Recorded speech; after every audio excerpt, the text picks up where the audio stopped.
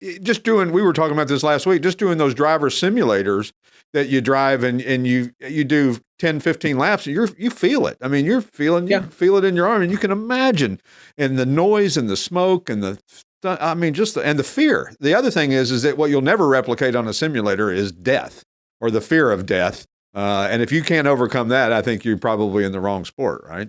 Well, you are, and you can't, and you also can't think about that. You have to, I remember many times I'd be with Dale Earnhardt, we'd be in his coach and a young driver would come up to one of his managers and say, "Hey, can I have a few minutes with Dale?" And Dale was always willing to talk to young drivers that would come in and want to talk. And I remember one young driver who would go on to be a legend in the sport of NASCAR racing.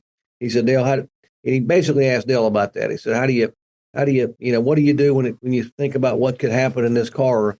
And Dale just stopped him right there. I said, "Boy," I said, "when you think about getting hurt, you will." Yeah, he said, "You can't think about getting hurt." He said, "You just got to visualize all the success you're going to have and all, because it's like people think they're sick. They are. Right. People think about getting hurt. They will. We all know people like that. We all know people that can make themselves sick it's almost that people can will things bad to happen somehow, some way. And I'm not a believer in unicorns and fairies and all that stuff, but it's just somehow that seems to happen to people who have that mindset. You've been listening to the Classic Auto Mall Show with your host, Stewart Howden.